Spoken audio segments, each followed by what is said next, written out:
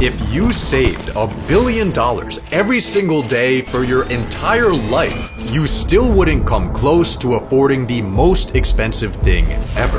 But to find out what that is, we'll be going on a journey through the most valuable things in existence, all starting with you. The raw ingredients needed to make a human cost only $152,000. But if that's out of budget, you could just boil down a pig, because chemically you're pretty much the same, they're just slightly tastier. But since you're already fully assembled, the government officially values you at $14.2 million. And they're lowballing you, because if someone hypothetically harvested all your organs, they could make $45 million. You're pretty expensive. But to find the most expensive thing ever, we need to look at much costlier items, with the next being a well-known painting that became famous for all the wrong reasons. It's 1503 in Italy. A rich silk merchant goes up to a painter and says, "Could you make me a painting of my wife?" "Sure. Give me like 2 weeks."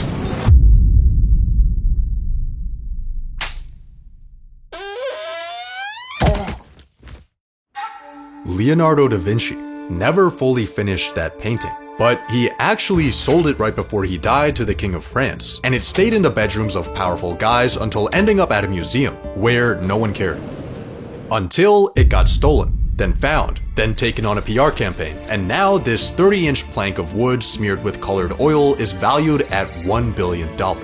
But nature's greatest work of art was found by complete accident.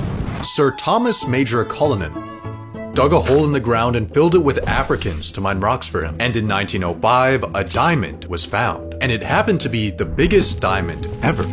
Completely colorless, zero imperfections, the most chemically perfect rock produced by the planet. And the guy who found it was this guy, the mine's manager. He was just going for a stroll when he randomly saw it in the wall, and he got a nice check for it. Then the rock got cut up and shipped in a literal postal box to more white people. The total value of this rock is estimated at $2 billion, making it the most expensive luxury item ever thanks to its rarity and prestige. But the most expensive land ever is something you would never expect. France owned all this land in 1803, and the United States wanted a little piece of it. So they went over to France with $10 million and said, "Can we buy a little piece of your land?" France's leader and conqueror of Europe, Napoleon, was like, "How about you pay me $15 million for the whole thing?" Yes? The Louisiana Purchase doubled the size of the United States at the cost of 4 cents per acre. This land today is worth thousands per acre, making it widely considered the single greatest land purchase in history, as long as you don't ask the people originally living there. But the Louisiana Purchase wasn't the most expensive in history. There was a piece of land that cost way more than the entire American Midwest, and it's this. This plot of land with a parking lot that cost $3 billion. Why did this parking lot cost more than a fifth of the United States? Well, back then, the Louisiana Purchase was a gamble on an uncharted frontier. This modern-day plot of land in the center of one of the most valuable financial districts on Earth, where the government artificially restricts the land supply, was just a much safer investment. Land is valued for its potential, but the houses we put on top of the land are somehow even more expensive. In 2019, a finance guy spent $240 million on a high-altitude hollow brick in New York City that he doesn't even live in. Actually, all of these buildings are half empty, because the rich people buying them are just treating them as investments. If they actually needed a place to stay, they would just do what the richest guy in India did and spend $2 billion erecting their own personal monument. That has a dark secret. This is Antilia, the most expensive private residence in the world, valued today at $4.6 billion. It has a 168-car garage, 3 helipads, a snow room, and the entire thing was built on an orphanage. And if you're wondering where the orphans went, the house also has 600 servants. There are investments, there are status symbols, but the most expensive house ever is the hardest to truly value. Its purchase price? £21,000 in 1761. When King George III bought Buckingham House, it was just a little shack for him to store his wife. But after a few hundred years of renovations and millions in state funding, it became a 775-room palace. Its value is estimated at £4.9 billion, but this is just a guess based on its prime location and historical significance. To find something more valuable than any house, we just need to scale up to the most impressive and disastrous structures in the world. Megaprojects. The US interstate highway system is the most expensive megaproject in history, costing an inflation-adjusted $634 billion. But it was worth it. For every $1 of that cost, it's returned $6 in economic output. This project had a clear problem, a clear plan, and a clear result. Pretty straightforward. In 2021, Saudi Arabia started building a 110-mile line-shaped city made out of Empire State Building tall glass mirrors. It was supposed to cost $500 billion and be done by 2030. But now the date is maybe 2080, and the cost is maybe $8.8 trillion. The line will be the most expensive megaproject ever if it actually gets built. If.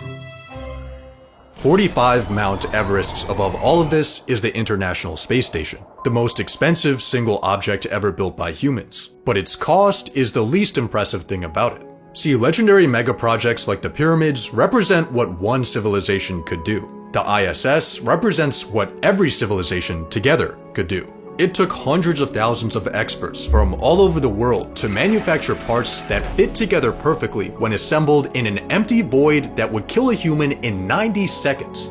This is the greatest masterpiece ever built by humans, and it shows what can be accomplished when the world comes together. But it's way more costly when the world comes apart. War is pretty expensive. The American Civil War cost so much that to fund it, the government had to invent paper money and the federal income tax. God damn it! World War I cost so much that Germany was still paying it off until 2010, and World War II was the most expensive conflict in history. The full global cost of this war has never been calculated, but it involved every major power devoting a majority of their entire economy to destruction. By the end of the war, 70 million were dead, a majority being civilians, and most of the involved countries were in shambles. Military spending as a percentage of GDP has never come close to World War II levels since, and if it ever does, we probably won't be aware. War is pretty expensive. World War II military spending was 25 trillion in today's dollars, but the cost of its destruction is unknown. All the things in this video have value for different reasons, but the most expensive thing ever is the most unusual. Every single particle has an antiparticle with an opposite charge. When they touch, they annihilate and release energy. A single gram of antimatter could release more energy than 3 Hiroshima bombs. Bananas. Every 75 minutes, an atom in a banana decays, producing one single particle of antimatter. But the particle is so small that if you had one banana for every human that has ever existed, you would have to wait 97 times the age of the universe to produce 1 gram of antimatter. But that still wouldn't work, because the banana antimatter particles only exist for 125 picoseconds, which is 1/1000th of a blink. The only way to make a meaningful amount of antimatter is by firing tiny particles at almost the speed of light into a metal rod, then catching the debris in a vacuum.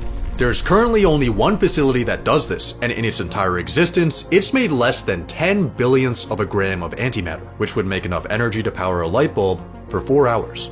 Antimatter could be the most efficient energy source ever, and studying it could answer questions about how the universe was formed. But it's so difficult to make that NASA estimates 1 gram would cost 62.5 trillion. But if we ever somehow manage to get a gram of antimatter, wouldn't the most expensive thing be whoever owns the antimatter? Which would probably be a country, maybe the United States, which is already worth 180 trillion. But then, the Earth is worth 5 quadrillion. And now that we're in space, there are asteroids floating around with quintillions worth of gold and platinum. And the sun is made of gas worth 30 nonillion. The universe is filled with an infinite amount of wealth, all of which we got for free.